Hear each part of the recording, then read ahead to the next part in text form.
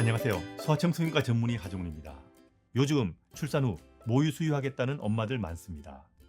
출산하기 전에 완모하겠다고 굳게 결심하지만 산후조리원에 가서 얼떨결에 아기를 신생아실에 맡기게 되는 경우가 많습니다. 일단 신생아실에 아기를 맡기면 모유 수유를 제대로 하는 것은 거의 힘들다고 보시면 됩니다.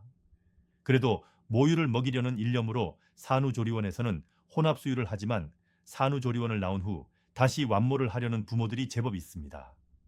그런데 혼합수유를 하다가 완모를 할 때는 주의할 것이 있습니다.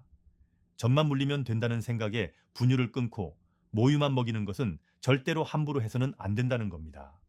실제로 먹던 분유를 끊고 모유만 먹이다가 체중이 늘지 않고 아기가 힘들어져서 오는 경우가 제법 있습니다. 혼합수유를 하고 있는데 완모를 하려면 분유 끊고 젖만 물리면 된다는 이야기는 황당한 이야기입니다. 혼합수유를 하다가 완모를 하려는 경우 반드시 모유를 늘리는 것이 우선이고 모유가 늘어나는 만큼 분유를 줄여서 완모로 가는 것이 원칙입니다. 하루에 60cc 이상의 나름 적은 양의 분유를 먹고 있는 경우라도 분유를 바로 끊고 완모하려고 해서는 안 됩니다.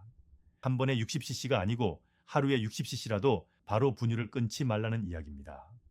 모유를 늘리기 위해서는 수유 횟수가 충분해야 하는데 하루에 8번에서 10번 정도는 젖을 물리고 한 번에 양쪽 젖을 먹이되 한쪽 젖당 적어도 15분 이상 충분한 시간 젖을 물리는 것이 좋습니다.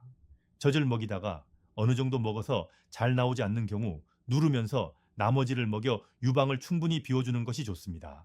이건 기본이고요. 이렇게 해도 잘 안 되는 경우는 병원급 좋은 전동식 유축기를 빌려서 사용하시면 되는데 젖을 다 먹인 후에 빈 젖을 짜주시면 됩니다. 양쪽 젖을 동시에 짜는 것이 좋은데 한 번에 15분씩 하루 6회 정도를 짜주시면 됩니다.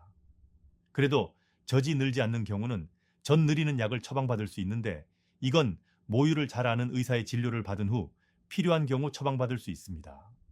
흔히 엄마들이 많이 하는 돈 들여 하는 모유 마사지는 권장하지 않습니다.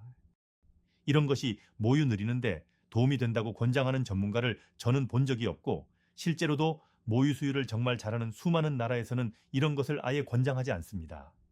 이렇게 해도 혼합수유하는 엄마의 모유가 갑자기 늘어나는 경우는 별로 없습니다. 그래서 분유를 갑자기 끊고 모유만 먹이는 경우 아기가 적게 먹게 되어서 몸무게가 잘 늘지 않는 경우가 흔합니다.